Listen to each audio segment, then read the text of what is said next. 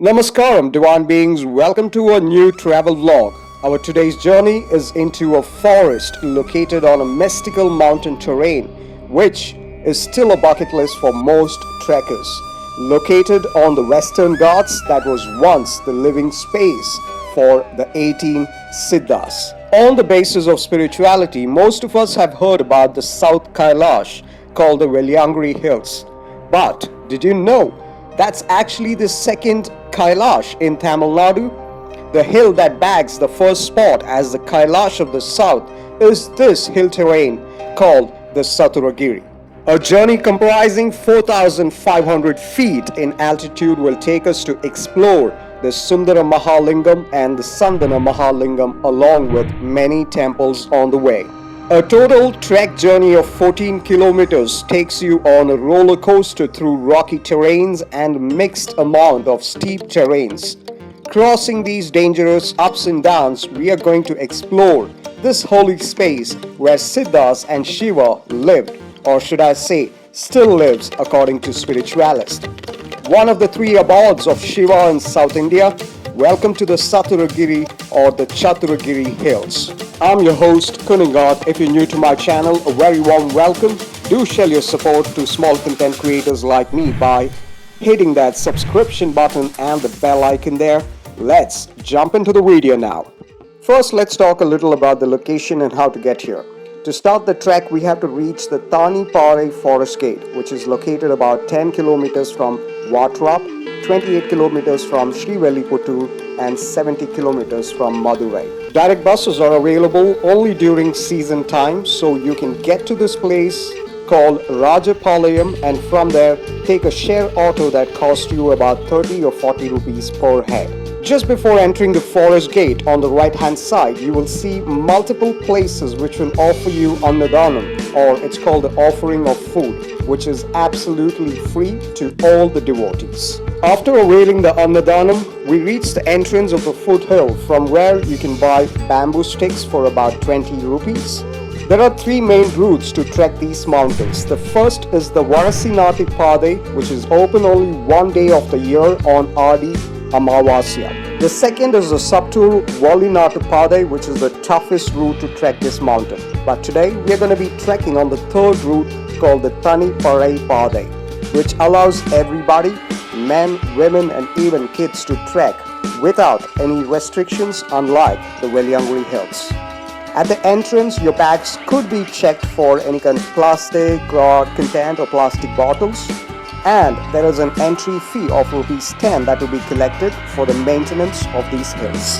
The trek starts off very smooth for us with a darshanam of the Ashirwad Pillayar, who is Ganesha, and Thanga Kaliamman temples. Just after this, we get to the space with a tiny stream of water flowing down from the hills, where we decided to take a bath to rejuvenate ourselves. One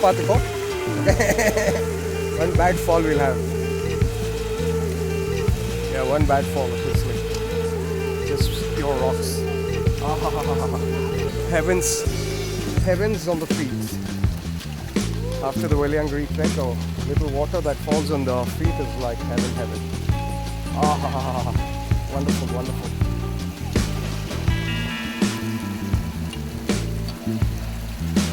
There's a small bathing area right at the beginning of the trek. The water seems to be neat and clean. Doesn't smell and things, so just take a dip and then kind of carry on. Just crossing this, you will find the Karupuswamy Pichiyamman Kovil. Further continuing our journey for about 5 minutes, we get to the place called Mangini Oram. Getting the feet into these cold waters is really rejuvenating, and my trek continues. Enjoying the nature and that proper feel of being inside a forest can be felt with the singing of the birds all around. Further walking about 15 minutes, we get to reach the Varukupada. Please be a little cautious while climbing this space. The rock is carved into steps here. The second hill is called Vaguthu Slippery Path. It's actually shorter compared to Viliagiri.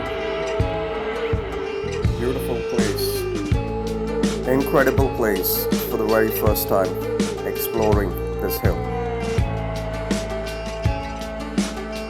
After Vaguthu, the trek will actually resume smooth as not much tough terrains ahead. At about another 1.5 kilometers, you will reach Pangali, and this terrain is actually high, steep and difficult to climb.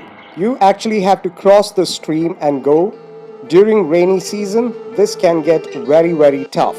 After this, you get to reach the Karigal. This is actually a very high, steep climb. Crossing Karigal for about 15 minutes, you get to reach Karu Pasu Taram, and crossing this area will get you connected to the Gorakhnath cave. Well, for people who feel sad about walking, check out what kind of people trek these hills. Check that old lady out. She's about 80 years old.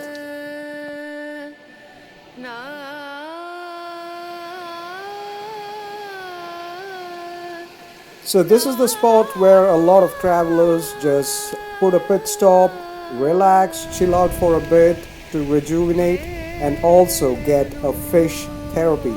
Yes, just sit along, putting your feet into these flowing waters, and the fish inside would actually come and clean your feet. Baba Gorakhnath meditated once in these caves.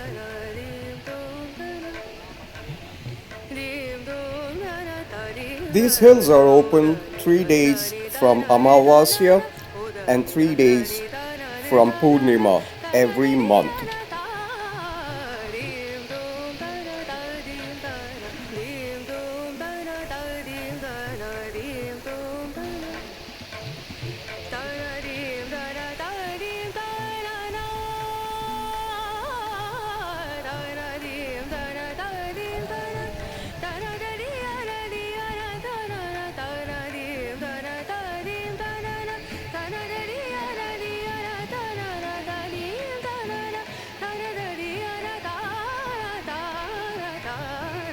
After taking the blessings of Gorakhnath's energy, I kind of discovered a secret place walking a little ahead that most travelers don't prefer going because they think people are just going there to kind of take a bath or something.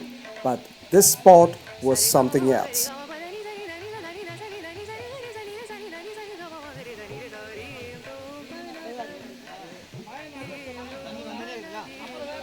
Welcome to the Pangali Cave. The importance of this place is Pangali, the father of yoga, had meditated in this spot once.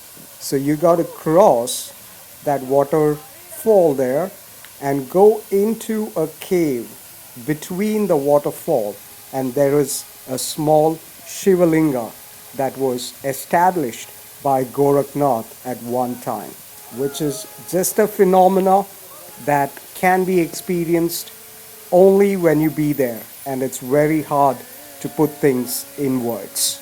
I fell a couple of times before I learned my lesson on how I could climb the space. So you see that rope hanging on the right hand side? That's how you get in or actually climb that space of the waterfall.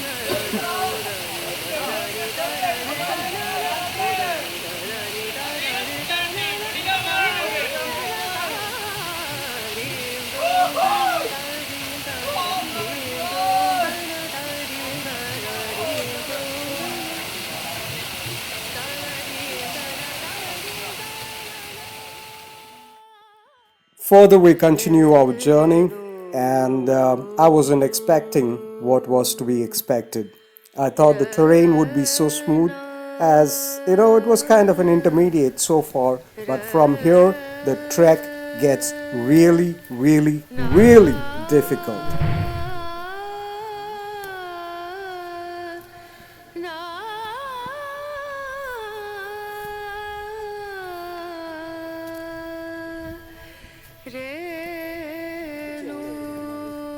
மேலே ரொம்ப கஷ்டம்ண்ணா. யாராவது விட்டு போய் குச்சி இருந்தாக்க கிடைக்கும். ரொம்ப கஷ்டம். ஆமாம், கீழே கீழே தான். கீழே வாங்கலாம். கீழே குத்து நிற்கணும். ஆமாம் ஆமாம் ஆமாம். 25.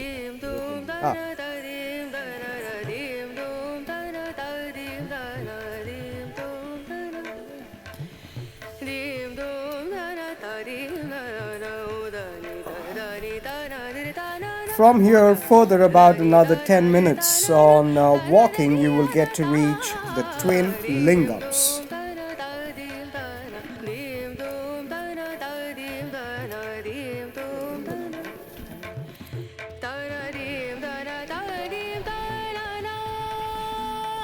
After finishing the darshan of the twin lingas, you get to a place called Sinna Pasu Kadu. Further from there, you get to a place called Naval Vatru, and further from Naval Vatru you get to a place called Pachai Arasi Pada, which is one of the toughest areas of the whole trek on this terrain. On the way, there are a lot of shops that sell you puja articles and food, so we stopped to regenerate our energy with some lime honey juice and some mangoes. Much needed.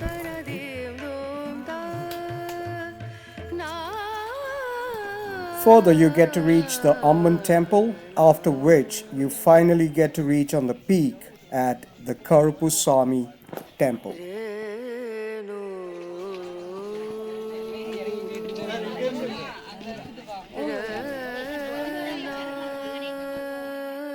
And then you get to reach this tiny stream, just rejuvenate your legs after all the 4-5 hour trek, and then you get to see or get the darshan of the Sundara Mahalingam temple.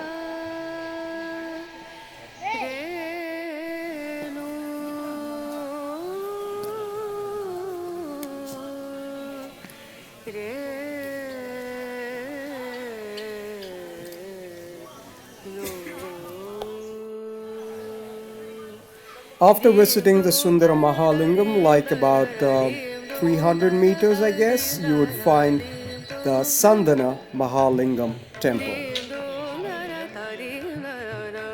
We stayed on the mountain overnight and took the pleasure of the Annadhanam that was served in the evening, and then we returned the next morning. Hope you liked the video, and till I meet you all in a new episode, give yourself some self-love, and I'll see you soon.